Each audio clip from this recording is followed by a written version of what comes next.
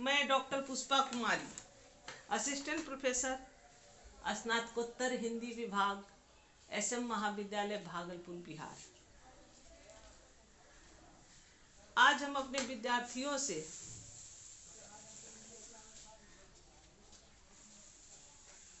भ्रमर गीत सार के पाठ्यांश संख्या 95 का सप्रसंग व्याख्या करेंगे। यह पाठ्यांश स्नातकोत्तर हिंदी द्वितीय सेमेस्टर के षष्ठ पत्र की इकाई 3 के अंतर्गत हिंदी कृष्ण काव्य के शीर्षक के रूप में शामिल किया गया है। हिंदी कृष्ण काव्य के अंतर्गत पाठ्य ग्रंथ भ्रमर गीत सार का अध्ययन किया जाता है। ऐसे तो भ्रमर गीत सार एक कालजयी कृति है, किंतु उसमें भी उसके सभी पदों में पाठ्यांश 95 पद और भी ज्यादा महत्वपूर्ण है। हम इसे समझने से पहले इसका काव्य पाठ कर ले। उर्मे माखन चोर गड़े, उर्मे माखन चोर गड़े, अब कैसे हूँ निकसत नहीं उधो, तिरछे हो जो अड़े। यद्यपि अहीर जसोदा नंदन, तदपि न जात छड़े।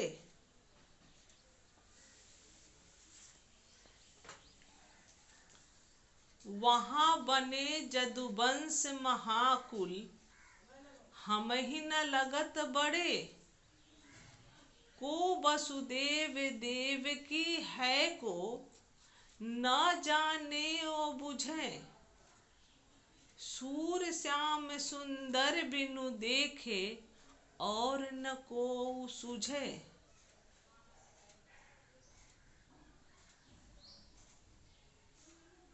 इस पद को एक बार, क्योंकि ये राग केदारों का पद है, राग में गायन कर लिया जाए। उर्मे माखन चोर गड़े, उर्मे माखन चोर गड़े, अब कैसे हूँ निकसत नाही उधो, तिरछे हूँ जो अड़े। उर्मे माखन चोर गड़े, यद्यपि अहीर जसोदा नंदन, तदपि न जात छड़े। वहाँ बने जदुवंश महाकुल, हम ही न लगत बड़े।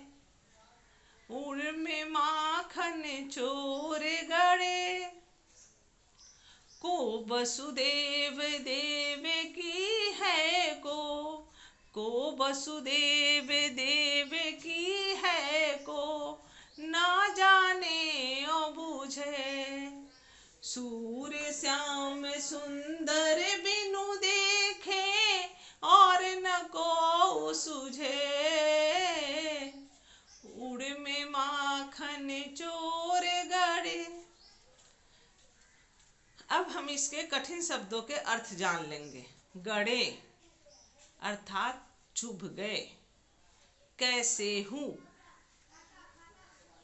किसी भी प्रकार।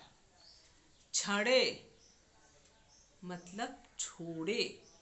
बूझे अर्थात समझती हैं। सूझे अर्थात दिखाई देता है।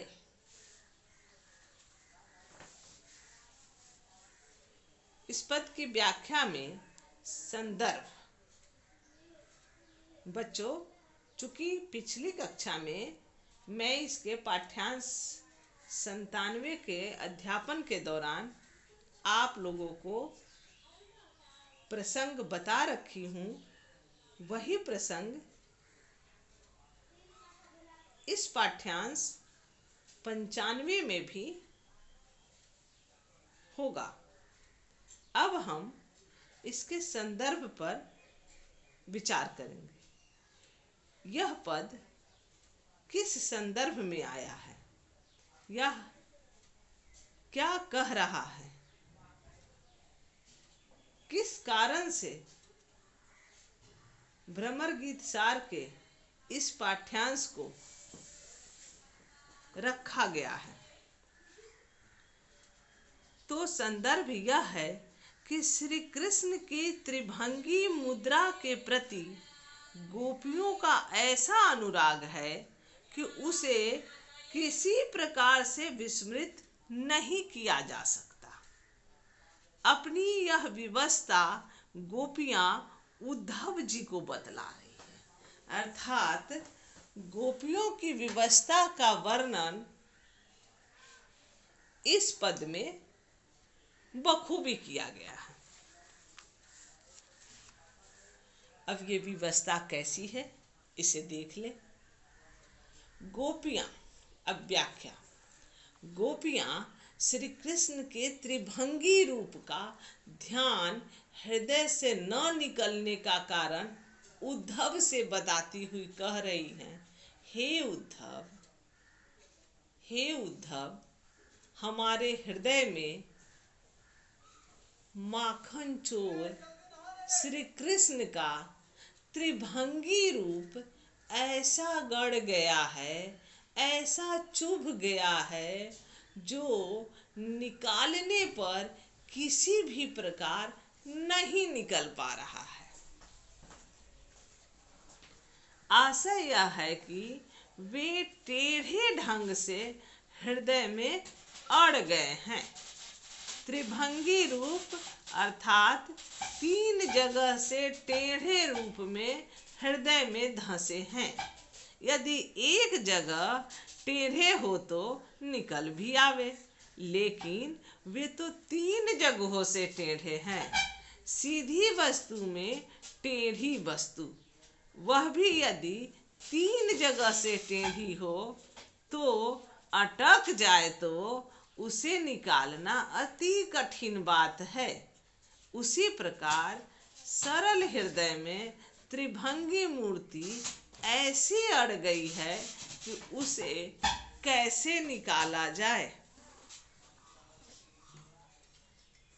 यद्यपि आपके कथनानुसार वे यशोदा के पुत्र और अहिर हैं, फिर भी हमारा उनसे ऐसा प्रेम है कि उन्हें छोड़ते नहीं बनता। हमारे लिए वे सब कुछ हैं। आप भले ही उन्हें साधारण मानव माने, मथुरा में जाकर वे भले ही महान यदुवंश के राजा बन गए हों, लेकिन उनका यह गौरव पूर्ण पद हमें अच्छा नहीं लगता। अर्थात हमारे लिए तो वो आज भी साधारण नंद के लाल ही हैं। हमें तो उनका वह अहीर जाति का रूप ही मोहक है।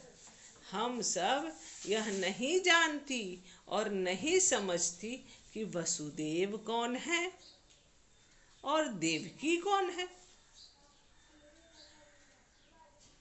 कहने का आशय है कि हम उन्हें नंद और यशोदा के नंदन के रूप में ही देखती हैं। श्री कृष्ण का यही रूप हम लोगों के हृदय में बस गया है। सूरदास के शब्दों में गोपियां उद्धव से कह रही हैं कि हे उद्धव, हमें श्याम सुंदर के रूप को देखे बिना अन्य कुछ भी दिखाई नहीं देता। तात्पर्य यह है कि हमें उनके बिना कुछ भी अच्छा नहीं लग रहा है। अर्थात इस जगत में जो भी अच्छा है वो सब श्री कृष्ण के कारण ही है। और जब वे हमारे साथ नहीं हैं तो हमें ये प्रकृति, ये सारे धरातल कुछ भी अच्छे नहीं लग रहे हैं। अब व्याख्या के बाद इसके विशेष पर ध्यान केंद्रित करेंगे। अर्थात टिप्पणी। 1. पूरे पद में भाव प्रेरित वचन वक्रता की प्रधानता है।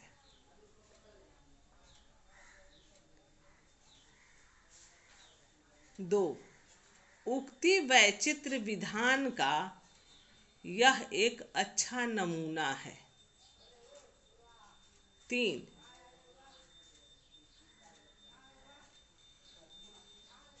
सूर की इस उक्ति के आधार पर ही बिहारी लाल ने भी इस दोहे की रचना की है। करो कुबत जग कुटिलता, तजो न दीन दयाल। करो कुबत जग कुटिलता, तजो न दीन दयाल। दुखी होहुगे सरल चित्त, बसत त्रिभंगी लाल। अर्थात इस सीधे साधे हृदय में, इस भोले भाले हृदय में त्रिभंगी श्री कृष्ण बसे हुए हैं। अर्थात बिहारी की उक्ति भी सूरदास की उक्ति से बिल्कुल मेल खाती है। धन्यवाद।